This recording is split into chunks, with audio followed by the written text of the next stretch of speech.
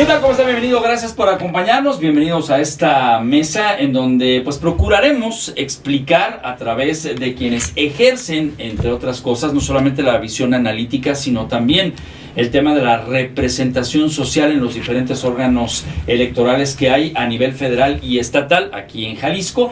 Pues este asunto que sigue siendo noticia, hay que entender en la dimensión la reforma que propone el presidente de México, Andrés Manuel López Obrador, y la repercusión que trae en un amplio sector de la sociedad que el pasado domingo salió a las calles a decir el INE no se toca. Y con esto los órganos electorales en los estados. Quiero agradecer a Paula Ramírez Hon, consejera presidenta del Instituto Electoral y de Participación Ciudadana del Estado de Jalisco, que nos acompaña. Bienvenida. Y gracias por acompañarnos. Al contrario, muchas gracias por la invitación y por este espacio y además este espléndido panel. Gracias. Quiero agradecer a don Carlos Manuel Rodríguez Morales, delegado del INE en el estado de Jalisco. Don Carlos, como siempre, muchas gracias. Muy buenas tardes, un saludo a todo el teleauditorio. Y también a Mario Ramos, quien es analista político, fuiste consejero electoral, pero además tienes hoy a cargo una empresa de renombre y seria. Entre otras cosas, eres el CEO, eres el director de Alternativa Consultores. Gracias por acompañarnos. Gracias, Ramiro. Un saludo al auditorio y también un placer estar con la presidenta Paula, maestro Carlos Manuel. Un gusto. Empiezo contigo, Mario, para que nos expliques a nivel sociedad cómo es que se presenta esta iniciativa que no es nueva. Ya habíamos hablado de esto en otros espacios informativos. Es el presidente que desde que llega al poder ha querido tocar poco a poco a las instancias electorales en el país. Claro, bueno, me parece que es una reforma aparentemente atractiva para la población, Ramiro, ¿no? El presidente la viste de austeridad, ¿no? ¿Quién no va a estar de acuerdo en que se gasten menos recursos públicos, ahorros, en fin, el discurso que ha tenido él siempre? Sin embargo, está vestida de engaños y de algunas falsedades. ¿Por qué? No se le dice a la población todo el retroceso y la regresión que va a tener esta reforma. Y apuntar un asunto, Ramiro, nuestro sistema electoral, que ha transitado de un régimen autoritario, no democrático, ha sido a través de sucesivas y constantes reformas electorales, 8 desde la reforma de 1977, y todos han tenido el sentido de democratizar nuestro sistema electoral y nuestro sistema político. Todas han sido impulsadas a partir de la petición de la oposición, a partir de señalamientos de fraude. El presidente ha sido partícipe de eso. Hay que recordar lo que ocurrió en 2006, su reclamo. Hubo una reforma en 2008, la reforma de 2014. Todas han atendido al reclamo del presidente. Hoy, de manera paradójica, es desde el poder, es el presidente de la República el que promueve una reforma cuando no hay señalamientos de fraude y falta en la elección de 2021, ni en la de 2018, donde él ganó de manera abrumadora. Obtuvo a través de este instituto y este consejo el registro de su partido en 2014 y participó en 2015. En fin, me parece paradójico, extraño, y sobre todo también que sea en la segunda parte de su sexenio. Todas las reformas, Ramiro, estas que te comentaba, 2014, 2008, la que da vida al IFE, 89-90, ¿no? Previo a la elección intermedia 91, todas han sido previo a la elección intermedia, nunca antes de una elección presidencial. Eso también nos pone en mucho riesgo. Paula, hay un tema importante. El presidente señala una y otra vez como parte de su estrategia para que se apruebe el tema de los presupuestos. En el caso del IEPC, ¿vale lo que cuesta? Mira, el IEPC cuesta el presupuesto del Estado 0.07% del presupuesto estatal, es decir, lo digo con respeto, es un presupuesto insignificante, digamos, en el ejercicio del Estado, para tener una institución autónoma, independiente, profesional, que se encargue de organizar las elecciones locales para gubernatura, para el ayuntamiento local, los ayuntamientos locales y el Congreso local. Aquí hay una cuestión que es importante resaltar, porque la iniciativa efectivamente se ha dicho mucho que tiene la pretensión de disminuir costos. Y, por ejemplo, en esta arena muy local, lo que se propone es extinguir a las autoridades electorales locales, tanto administrativas como judiciales, y con ello supuestamente pues se reduce el costo de lo que hoy día costamos las autoridades locales. Pero eso no es así, porque Con la extinción de las autoridades locales no desaparecen las funciones que hoy realizamos. Las funciones que hoy realizamos, aquí Carlos Manuel no me dejará mentir, no se duplican con las que realiza el INE. Hay una distribución muy clara de funciones que realizamos entre ambas instituciones. Algunas las hacemos de manera coordinada, otras funciones son exclusivas y plenas. Por ejemplo, el arbitraje electoral. El arbitraje electoral, es decir, conducir la elección para que ocurra dentro de los estrictos parámetros de las normas electorales, es una tarea que le corresponde a las autoridades locales. De manera que si tú centralizas esas funciones, no solo puedes generar un problema político mayúsculo, porque estamos hablando de que cada pleito, cada queja, cada cuestión que deje de dirimirse en la arena local, en un distrito, por ejemplo, va a estar atendiéndose y resolviéndose en el pleno del Consejo General del Instituto Nacional Electoral, convirtiendo cualquier problemática local en un posible problema nacional. Pero más allá de lo estrictamente político está también lo instrumental. El Instituto Nacional Electoral, o para decirlo de una forma más amplia, ninguna autoridad nacional central se ha hecho cargo de las funciones electorales estrictamente locales porque hoy día no tiene capacidad de hacerlo. El INE, por ejemplo, para la elección del año pasado, registró 3.500 candidaturas en todo el país y solo en Jalisco, solo en la elección de Jalisco, registramos cerca de 15,000 candidaturas. Multipliquemos eso por 32 y luego encarguémoselo a esta nueva autoridad central, que para hacerse cargo de esas funciones, pues va a tener que erogar un gasto, va a tener que invertir un recurso, va a tener que tener personas. Pero ahí también nos llama la atención y nos llama poderosamente la atención que no solo se propone la extinción de las autoridades electorales locales, sino también eliminar las estructuras desconcentradas, es decir, que tiene el INE en las entidades, las estructuras profesionales y permanentes que tiene.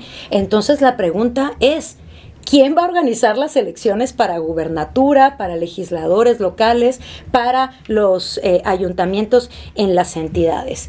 Y yo quisiera adicionar algo más, que es lo que creo que nos corresponde desde la arena estrictamente local, que es esta intromisión a nuestro federalismo. Nosotros desde los organismos públicos locales hemos manifestado en múltiples foros, tuvimos un foro aquí en Guadalajara hace unos meses, estuvimos en el Parlamento Abierto, construimos un documento que presentamos ante todas las bancadas políticas en el Congreso de la Unión, en donde lo que planteamos es, señoras y señores, esta iniciativa va en contra de nuestras bases fundadoras constitucionales que nos de República Democrática Laica, Federal y Representativa, no solo por la extinción de las autoridades, también eliminan o le quitan a los estados la posibilidad, por ejemplo, de emitir sus propias leyes locales.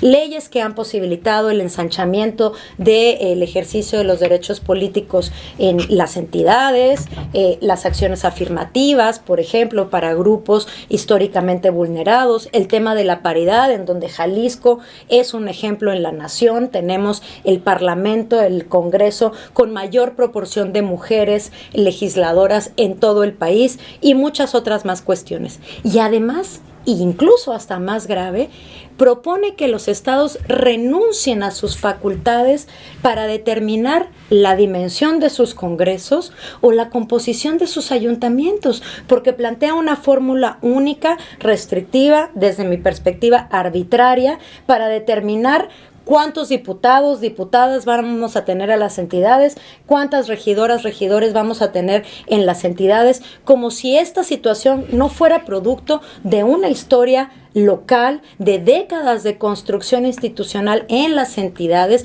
de acuerdos políticos, de negociaciones, de un avance democrático que, por ejemplo, en Jalisco nos llevó a la alternancia en 1995, antes incluso que la tan añorada alternancia federal. De manera que con todas estas cuestiones creemos que nos dejan a las entidades pues sin las capacidades, sin la posibilidad y la libertad de regular, de administrar y de definir nuestra vida política local. Don Carlos. Bueno, yo les diría particularmente a los jóvenes que nos estarán viendo y escuchando, que les haría la invitación a cuidar las instituciones electorales. Las instituciones electorales que garantizan el ejercicio de sus derechos políticos. Hay generaciones de jóvenes que nacieron con el Instituto Nacional Electoral, con el Instituto Federal Electoral y con el INE también. Sin embargo, y qué bueno, que no vivieron una etapa, yo diría, oscura de nuestra vida pública. De entrada yo diría la década de los 70s y de los 80s, en que había un partido hegemónico como el que se quiere construir actualmente, que era quien realmente en los hechos organizaba las elecciones. Había un sistema electoral que por supuesto entró en crisis en 1988 y por eso dio lugar a crear el Instituto Federal Electoral y luego el INE. Y con esa institucionalidad, la cabeza para la organización de las elecciones era la Secretaría de Gobernación. Es decir, el secretario de Gobernación era el que encabezaba esa estructura en esos años, una estructura verticalísima en la que desde ese vértice llegaba de manera vertical la designación de funcionarios electorales hasta llegar con los funcionarios de casilla. ¿Quiénes recibían y contaban los votos entonces? Militantes del partido hegemónico entonces. ¿Quiénes eran las autoridades electorales? Autoridades electorales configuradas a modo para el efecto de garantizar los triunfos electorales. Hoy, con la reforma electoral que se está planteando y que se argumenta o se expresan argumentos con cierto ropaje democrático que no lo es, o que son sofismas, medias verdades o prácticamente falsedades, lo que se pretende es destruir un sistema electoral que ha dado lugar a la transición democrática en nuestro país. Una democracia germinal, es cierto, vivimos una democracia germinal, frágil y que debemos de cuidar. Con esta institucionalidad democrática que ya es patrimonio de todas las mexicanas y mexicanos, hemos asegurado que nuestro sistema electoral pueda dar lugar a las alternancias políticas, como las hemos estado viviendo y que ha sido beneficiario el partido en el gobierno actualmente. Un sistema electoral que nos garantice eso, las alternancias políticas, la posibilidad de que quienes son minoría actualmente puedan ser mayoría, si así lo decide la ciudadanía, con su voto soberano. Si los que hoy son minoría puedan acceder y transformarse en mayorías, como ha sucedido con Morena. Al tiempo fue minoría, hoy está en el gobierno, en virtud del voto ciudadano.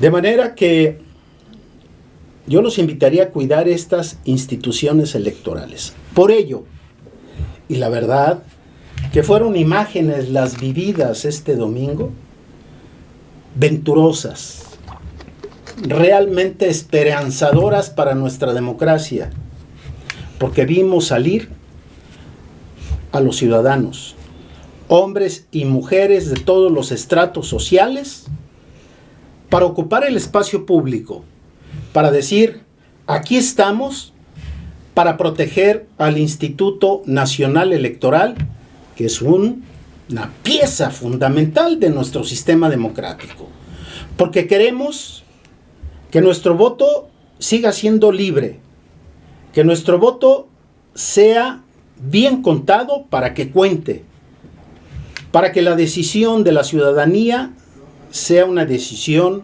soberana y se procese bien el cómputo de los votos expresados por todas las ciudadanas y ciudadanos. Voy.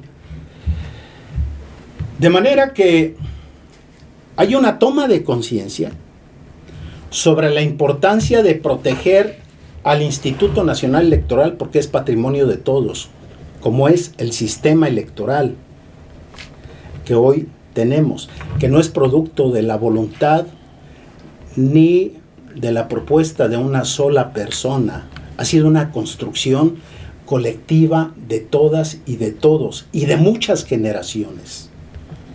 Y de un plumazo se quiere destruir a nuestro sistema electoral y a una institución como el INE bajo argumentos engañosos. Se dice, no se quiere destruir al INE, queremos establecer el Instituto Nacional de Elecciones y de Consultas Populares. Es claro que si en la Constitución se cambia el nombre, de entrada ya no es la misma institución, y no se digan los cambios en sus facultades, de tal manera que son argumentos engañosos. Así que, pues, el grito de la ciudadanía fue decir, queremos seguir viviendo en libertad, queremos un régimen de libertades, queremos una presidencia democrática, que sea una presidencia para todas y todos los mexicanos. Queremos que no haya un partido hegemónico, que sigamos teniendo un sistema electoral que garantice la incertidumbre democrática.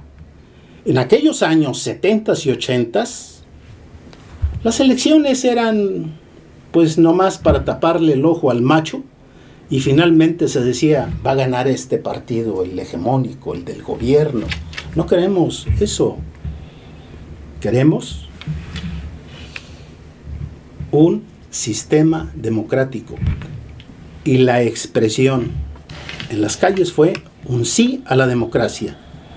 Pero también hay que decirlo, no fueron todos los que acudieron en este domingo y salieron a las calles, no son expertos en derecho constitucional y en temas electorales, ni quieran desvirtuar la participación de la ciudadanía cuando dolosamente les hicieron preguntas para saber si sabían puntualmente cuáles eran las reformas a la Constitución. No, la gente salió a decir, yo quiero que mi INE, mi institución, la que garantiza mis derechos democráticos, la que cuenta, porque yo formo parte de esa institución, cuenta bien los votos, quiero que se respete, que no se toque al INE. Sí a la democracia. Mario, ¿qué observas? ¿Cuál es la lectura como analista de lo que fue la convocatoria, la concentración del domingo y posteriormente? Es decir, estos días que hemos estado al frente de algo que sigue siendo noticia rumbo a la elección del 2024. Sí, claro. A mí me parece que rebasó las expectativas tanto de los organizadores como de lo que esperaba el propio gobierno federal y el gobierno de la Ciudad de México. Yo también me sorprendí, sí esperaba que hubiera una respuesta importante, masiva, sin embargo me llamó poderosamente la atención que saliera mucha gente en la Ciudad de México y en otras ciudades a expresarse y a defender este instituto que, como bien dice el maestro, pues es de todos, nos lo hemos dado, y es de todos, Ramiro, y ahí me detengo porque no son los consejeros, sino es la estructura profesional, las elecciones, las jornadas electorales, seguro el auditor que nos está viendo, la mayoría o mucha gente tenemos en experiencia propia de nuestros familiares o amigos, hemos sido funcionarios de mesa directiva de casilla. Ahí es donde se hace la elección. Y a mí me preocupa mucho, Ramiro, que se hable de fraude, ¿no? Habría que preguntarle a la gente que se despierta y dedica su día, la jornada, que entrega las boletas, que cuenta los votos, que llena las actas y pone fuera de la casilla el resultado, ¿en dónde está el fraude? ¿no? Ya hemos tenido 4 presidentes al menos electos por esta institución, 5 si incluimos también desde el 94 Ernesto Zedillo, aunque ahí todavía dirigía la institución, la Secretaría de Gobernación, pero ya mostraba lo que era. Tenemos 4 sexenios con todas las elecciones intermedias en los organismos locales, en los estados, de manera ahí medio dispareja, hemos ido evolucionando para elevar la calidad. ¿Dónde está el fraude? Claro que hay irregularidades alrededor de la jornada electoral y de las elecciones. Son por parte de grupos empresariales, el crimen organizado, hay gobiernos que condicionan programas sociales, hay compra de votos, pero el fraude desde la institución, que eso implicaría falsificación de actas, manipulación, ¿dónde está? Morena hoy gobierna 22 de 32 estados de la República, tiene mayoría en la Cámara de Diputados, tiene mayoría en la Cámara de Senadores, gobierna desde la Presidencia de la República. Si hubiera habido fraude, ¿no?, esta expresión nunca hubiera llegado al poder. Entonces creo que ahí hay un argumento engañoso que yo creo que no le hace clic, no le checa a la población, porque ha estado ahí, ha contado los votos y ponen las actas. Entonces creo que ahí hay una facilidad, y me dio gusto ver que la sociedad se activara, sí, partidos políticos, sí, exfuncionarios, está bien, ¿no? Todos aquellos que creemos que esto es un valor importantísimo para nuestra sociedad y que no debemos poder. Lo decía el maestro, la posibilidad de que cambiemos al gobierno. Ya le dimos la oportunidad al PAN en la presidencia de la República 12 años, regresó el PRI 6, hoy está Morena, y si mañana queremos entrará X, Y, Z, aquí en Jalisco desde el 95, 3 sexenios de PAN, otra vez el PRI, ahora MC, y mañana puede ser otro partido. Eso es el valor de la democracia y de nuestra institución, el respeto a la voluntad popular para elegir a nuestros gobernantes, y eso es lo que creo que en este momento está en riesgo. Hay temas que sí consideras que también necesitan generar más información, porque lo que acabas de decir en el tema de las irregularidades le corresponde a la FEPADE. Claro. No a los institutos. Y a los partidos y a muchos actores, ¿no? Pero se habla de fraude electoral. No hay urnas embarazadas como antes, no hay ratón loco, no hay carrusel, el padrón es de lo más confiable, está vigilado, la credencial del elector nos sirve para todos los trámites porque es el único instrumento confiable, está validado. ¿Dónde están los partidos? ¿Dónde están las quejas de Morena y las impugnaciones de Morena sobre el padrón o sobre las elecciones en las que ha participado y se ha visto beneficiado, ¿no?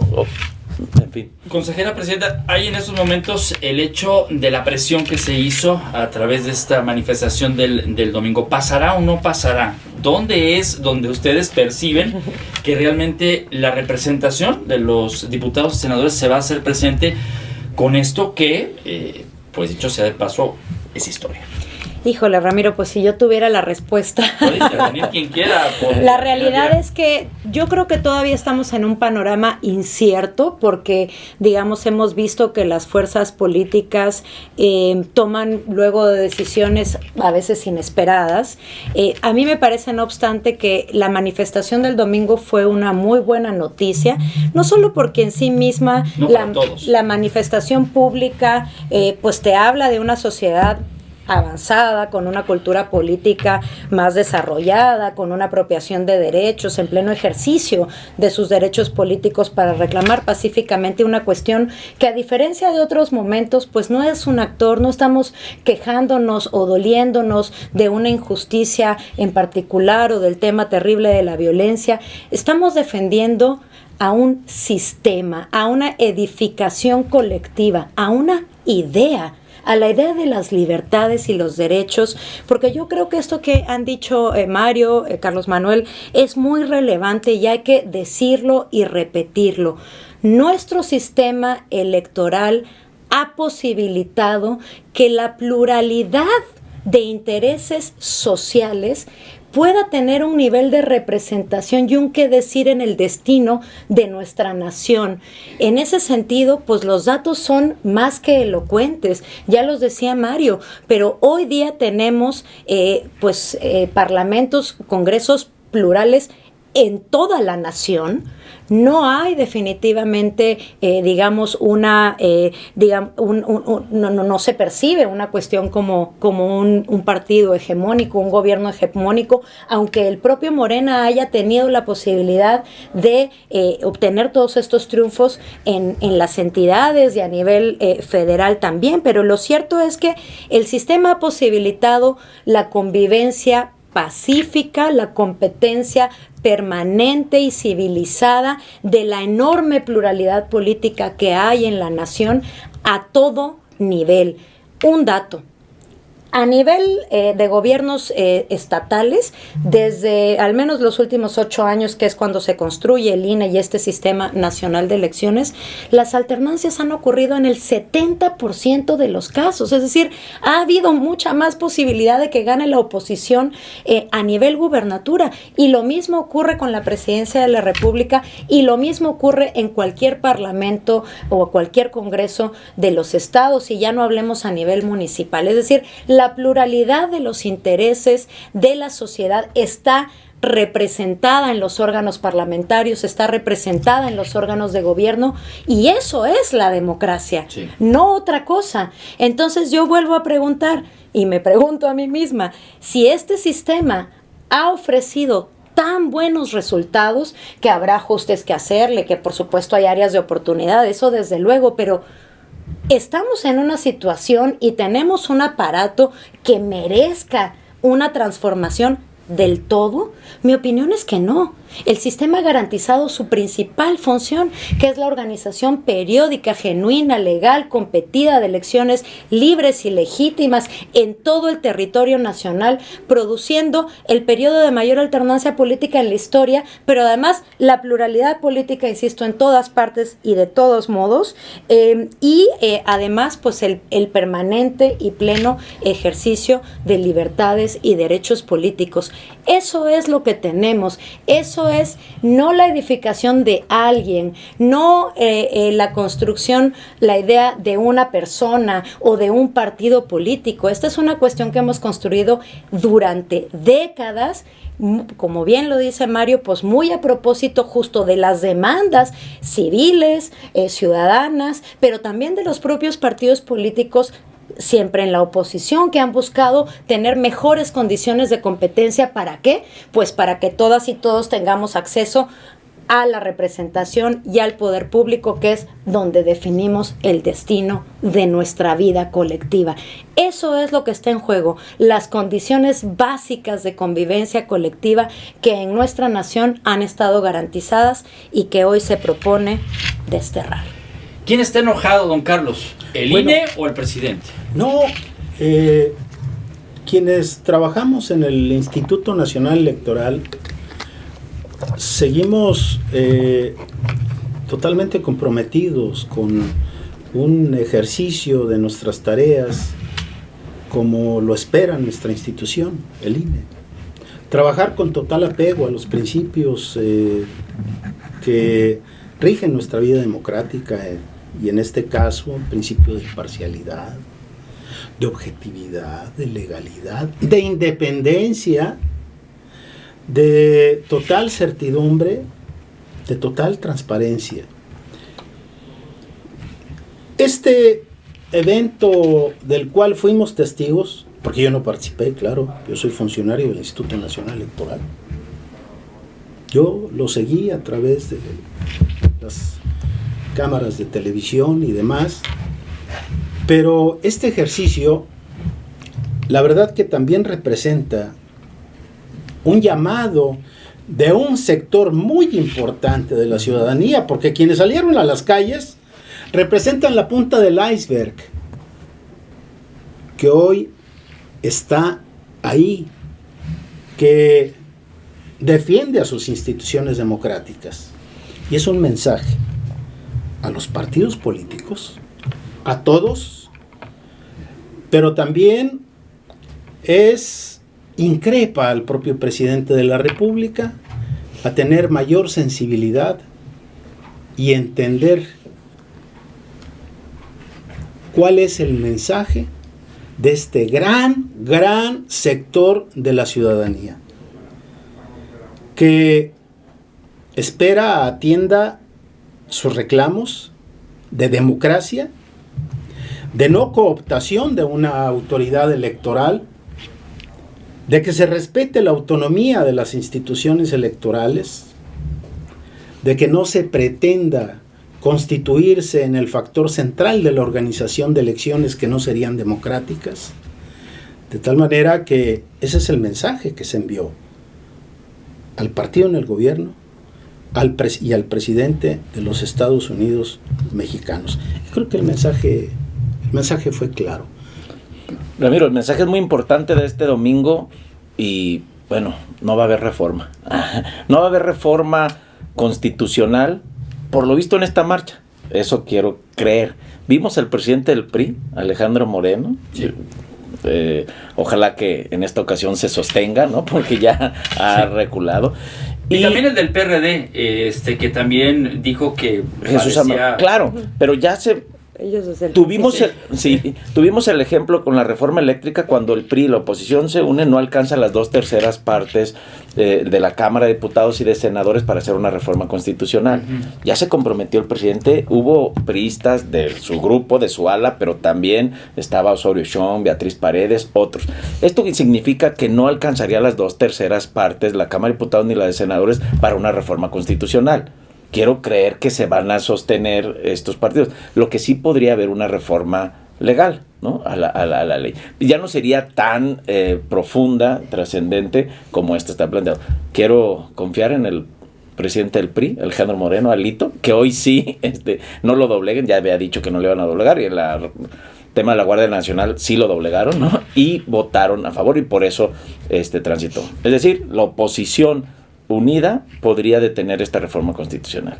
Eres experto en el tema de las estadísticas, de las encuestas, etcétera. El presidente, previo a lo que ocurrió el domingo, trató también de disuadir con resultados de encuestas. ¿Qué hay que creer en este sentido de lo que pudiera pasar en el futuro? Como también un arma que desde el centro se ha utilizado en materia de comunicación, pues para hacerle ver a un grupo de personas que hay otro que opina tal o cual sobre un evento. El presidente en todas las encuestas aparece con una alta aprobación. En todas las encuestas la gente ve con buenos ojos el hecho de que no se gaste tanto dinero, ¿no? Es más, si hay otros datos. Claro, no, si le decimos a la gente que nos vamos a ahorrar todos estos miles de millones de pesos y desaparecemos al INE, es más, si nos quitamos de elecciones, ¿no? Y de partidos. Bueno, y de Estado ahorramos, también, ¿no? Y de Estado, y de gobierno. ¿no? Ahora lo que decía Paula, esta reforma centralista que de un plumazo quiere eliminar el federalismo, ¿para qué queremos congresos estatales y ayuntamientos si al final desde el centro se va a decidir la vida interna de estas entidades federativas soberanas, ¿no? Y los municipios autónomos? Entonces, no. Yo creo que las encuestas sí indican que una mayoría podría estar a favor de los argumentos que está esgrimiendo el presidente, pero la gente no conoce a fondo y hay muchas personas que ya nos recuerdan que hace algunas décadas no teníamos esta posibilidad de elegir a nuestros gobernantes. Eso ya lo olvidó. O no lo han vivido. No lo han vivido, ¿no? Nosotros porque hemos estado metidos en el tema, pero ya no sabemos. Digo, a mí no me tocó tampoco, lo he estudiado, lo he leído, pero la primera vez que fui a votar, pues ya había un IFE, ¿no? A ver, para los tres, estamos hablando de un momento sí histórico con todas estas repercusiones, pero también hay una responsabilidad del tema de no haber llevado esto a foros ciudadanos, a haber involucrado en estos 10 puntos del presidente que busca reformar el tema electoral. Mira, sí hubo parlamento abierto en el Congreso de la Unión. Nosotros como organismos públicos locales estuvimos invitados, estuvimos ahí presentes, incluso construimos un documento pues con mucha evidencia y datos sobre la función que realizamos, la relevancia. ¿Una manera de justificar? No fue una manera de justificar. ¿Te refieres al proceso? Yo quiero pensar, la realidad es que yo soy una creyente de las instituciones y soy una creyente de los poderes públicos conformados o llevados por voto popular, y la realidad es que queremos pensar los institutos electorales que nuestra información pues tuvo una repercusión, está siendo considerada para la toma de decisiones. No lo sabemos porque no sabemos nada. Sabemos que hay esta iniciativa de reforma presentada, por cierto, desde el mes de abril por parte de la Presidencia de la República, otras tantas que se han presentado a lo largo de estos meses, más un cúmulo enorme de iniciativas que están ahí resguardadas desde hace tiempo, y no sabemos qué va a surgir de todo ello. Entonces, realmente no sabemos si y la información que nosotros como autoridades locales hemos puesto sobre esa mesa, es decir, el Parlamento abierto ante las y los legisladores de todas las bancadas, está siendo considerada o no. Hemos hecho múltiples, digamos, esfuerzos. Tuvimos un foro en junio denominado Democracia y Federalismo para empezar a diagnosticar y a hablar de este asunto de la reforma, porque nos alertó a todas y a todos. Fue una preocupación inmediata que las autoridades electorales vimos, porque dijimos, pues sí, si esta cuestión pasa, es la destrucción de nuestro sistema electoral y por lo tanto, pues es la destrucción de las condiciones de convivencia pacífica y democrática que hemos construido en estas últimas décadas. Y tuvimos ese foro, hicimos un pronunciamiento la semana pasada. Nosotros, el Instituto Estatal de Jalisco, hizo un pronunciamiento público en torno a esto y hemos estado tratando, digamos, de expresar estas preocupaciones de la forma más respetuosa, más institucional y además más fundada, con datos, con verdad, porque si algo nos está faltando quizá en la deliberación pública y que ha generado esta pues muy triste, muy desafortunada polarización en la opinión pública, tiene que ver con que a veces no tenemos la base mínima de la conversación. Es decir, vienen y te dicen, no, es que ustedes pasaron el fraude electoral de 2006 y perdón, pero esa elección está absolutamente acreditada en sus resultados. Los votos de esa elección fueron recontados uno a uno, llegó a las más altas instancias jurisdiccionales de nuestro país y efectivamente pues ganó el entonces candidato Calderón por un margen, sí, muy menor, pero ganó. Y producto de esa elección, tal como lo ha dicho Mario, se hizo una profundísima reforma a nuestro sistema electoral que ya no solo nos garantizaba que no se pudiera embarazar a la urna y que íbamos a votar en papel billete y que los ciudadanas y ciudadanos iban a contar nuestros votos, sino que además se reguló la competencia política en la esfera de los medios de comunicación y se dijo, de ahora en adelante todos van a tener espacios tiempos en los espacios de radio y televisión, que son los tiempos del Estado, de manera equitativa. Pero no solo eso, en esa reforma también se reformó y se obligó a las autoridades electorales al recuento de votos, por ejemplo, cuando exista una diferencia menor al 1%, es una de las causales y hay un sinfín de otras causales. De manera que hoy el voto no es solamente contado por las y los ciudadanas en las casillas, también es vuelto a contar en los consejos distritales, también por ciudadanas y ciudadanos y vigilados por partidos y observadores y medios de comunicación ante la opinión pública, sino que por si fuera poco, si cabe cualquier duda o cualquier partido político tiene alguna inquietud en torno a eso, pues volvemos a abrir el paquete en frente de todas las ciudadanas, de todos los partidos políticos, de los medios, para volver a arrojar un resultado que resultó el mismo que el de la casilla. Claro, y todo eso se puede desde luego impugnar. O sea, lo que pasó, por ejemplo, en Tlaquepaque, no lo contemplaría la reforma. Bueno, ese detalle no lo sabemos, ¿no? No, es que a eso voy. O sea, esta clase de eventualidades que sí están contempladas actualmente. Pero ¿no? En el caso de Tlaquepaque no hablamos de un fraude electoral. No. Estoy hablando de una circunstancia en la que pues se volvieron a organizar elecciones. Una elección extraordinaria, ha habido varias. Y además, sí, claro, y además con un presupuesto y con un orden como si fuera en el calendario, ¿no? Uh-huh. A ver, 8 reformas electorales de 1977 a la fecha. Más las legales, son como 11 en realidad. Sí. Bueno, yo diría que todas esas reformas electorales,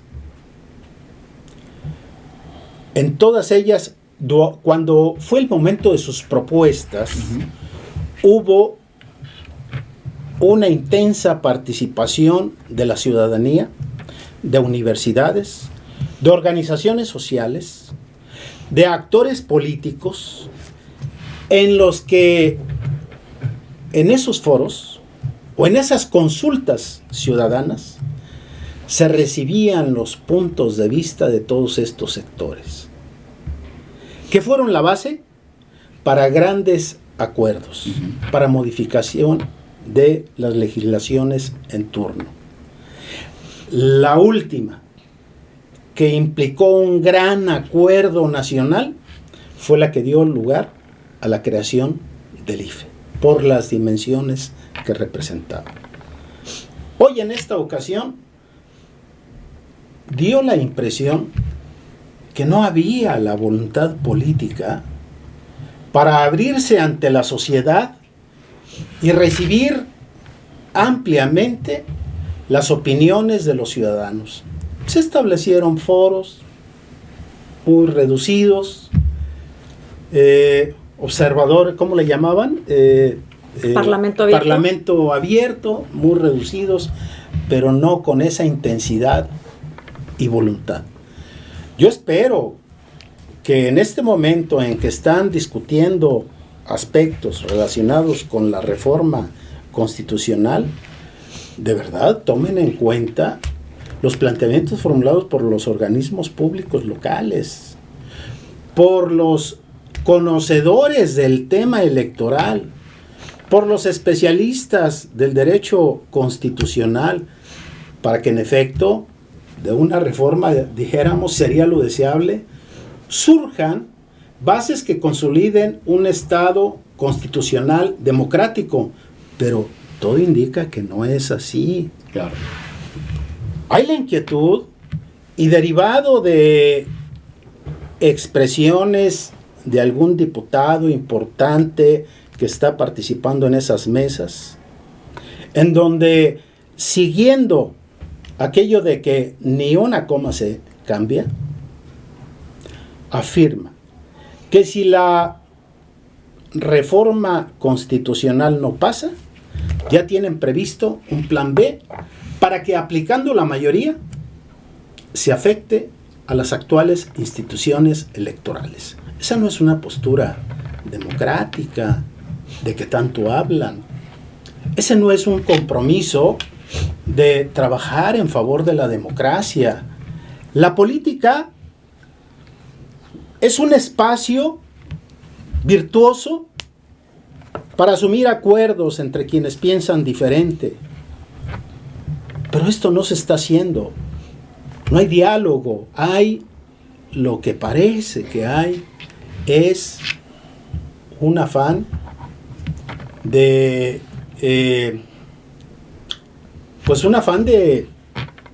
sacar las cosas a pesar de lo que suceda. Es decir, un capricho, avasallar.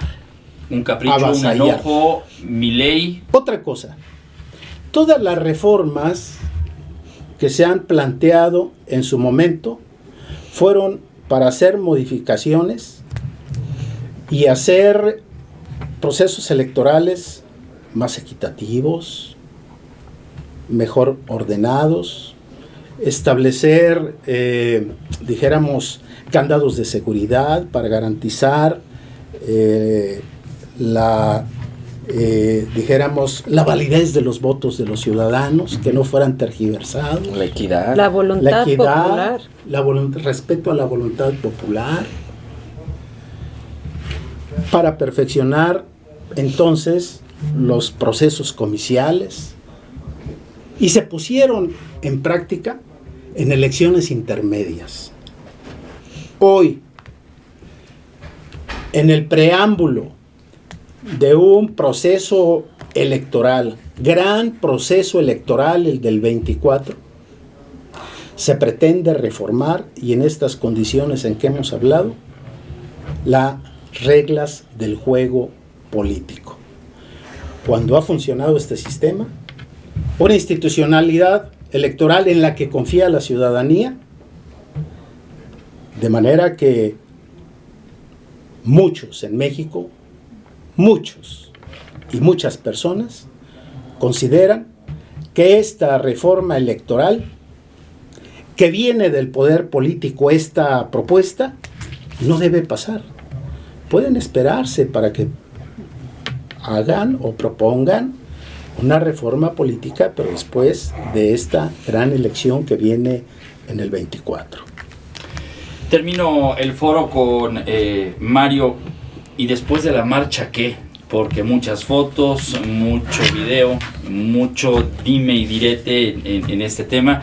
cifras oficiales, cifras extraoficiales. ¿Qué sigue después de el gran día histórico? Bueno, justo esto que estamos haciendo, y gracias porque también se interesan de que se escuchen estas voces y algunas otras. Yo creo que la gente hoy está teniendo más información para tener un mayor entendimiento, claridad de lo que está en juego.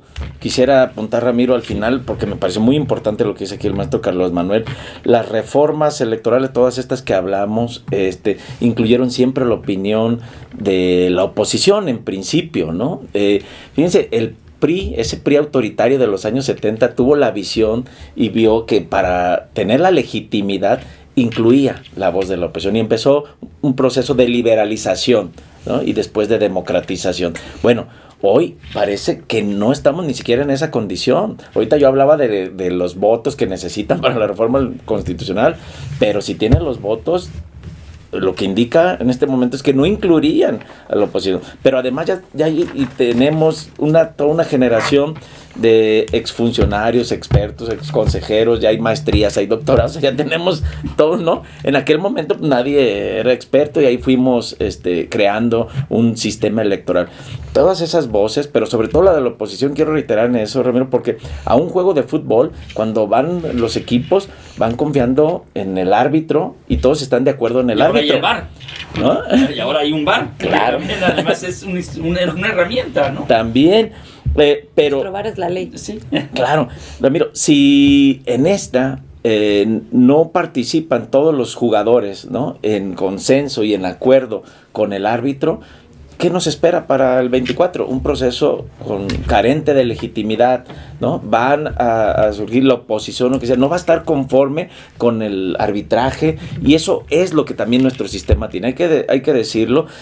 Ahora se habla de no moverle ni una coma. Pues bueno, ante las propuestas anteriores, para las reformas anteriores, siempre se las han movido 1,000, 10,000 comas y se han agregado. El PAN proponía para 2014 desaparecer los organismos locales, no se hizo un sistema, todas las voces se han escuchado y se han atendido. En esta sería muy grave que lo sacaran sin considerar a la oposición, a la sociedad civil y a todo un grupo ya de funcionarios y de expertos en la materia. Paula Ramírez Juan, consejera presidenta del Instituto Electoral y Participación Ciudadana del Estado de Jalisco. Yo quisiera terminar diciendo, ¿cuánto le costaría a nuestro país dejar de garantizar elecciones libres, legales y pacíficas? ¿Cuánto le costaría al país un conflicto postelectoral?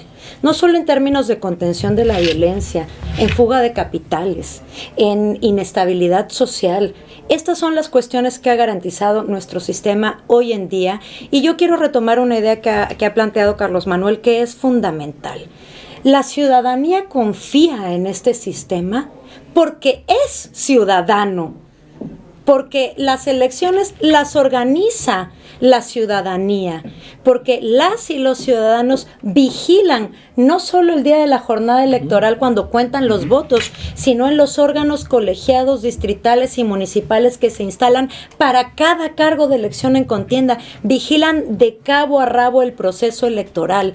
Por eso nuestro sistema electoral hoy está blindado del fraude electoral. El fraude electoral, ya hay que decirlo, porque yo temo que ante la imposibilidad, o si en un momento dado no llegase a pasar esta reforma, la siguiente situación que tengamos es una posible llamado de fraude electoral, cuando lo que se ha desterrado en este país es precisamente la posibilidad del fraude sistemático, orquestado, conducido por una fuerza única, y eso ha ocurrido porque las elecciones están en manos de la ciudadanía, y ese es el valor de lo que hemos construido y lo que tenemos que defender. Gracias. Muchas gracias, John Carlos. A ver, yo expresaría algo más de lo dicho y bien dicho por la maestra Paula Ramírez, presidenta del Instituto Electoral y de Participación Ciudadana. Nuestra institucionalidad electoral, o bueno, me centraré en mi institución. El Instituto Nacional Electoral, en principio, al que están defendiendo los ciudadanos y ciudadanas porque es suyo, porque forman parte de su esencia y su naturaleza, es una institución que, además de garantizarle el ejercicio en libertad a los ciudadanos, el ejercicio de sus derechos políticos, y de materializar con la participación de toda la ciudadanía esta democracia que estamos viviendo. Además, es una institución que le ha dado estabilidad política al país. En los procesos electorales es factible que se den, pues lo vemos, pasiones políticas y que se desborden a tal grado que se pueda afectar la paz pública. El INE y los organismos públicos electorales han garantizado que las elecciones finalmente resulten ejercicios democráticos con la participación pacífica de todas y todos los ciudadanos. El entramado institucional cuenta con un sistema de justicia que en estos momentos está formado por los órganos del Tribunal Electoral de Poder Judicial de la Federación, que han aplicado la justicia electoral. Entonces, cuidemos nuestra estabilidad política, cuidemos este patrimonio colectivo que es la paz pública. Eso es. Porque si no lo hacemos, les diré que el costo no será en dinero, el costo será en conflictos, enfrentamientos entre los propios mexicanos. Y lo que quiere la ciudadanía es vivir en paz. Y realmente lo que quiere es vivir en un ámbito de concordia, no de enfrentamiento. Y que la conflictividad que se da en las elecciones se canalice y resuelva en el espacio propio para ello, que son las instituciones. Y hablando de lo electoral, en las instituciones electorales. Muchísimas gracias y muchísimas gracias a usted por el favor de su atención. Soy Ramiro Escoto, nos vemos en el siguiente especial de Hours Network.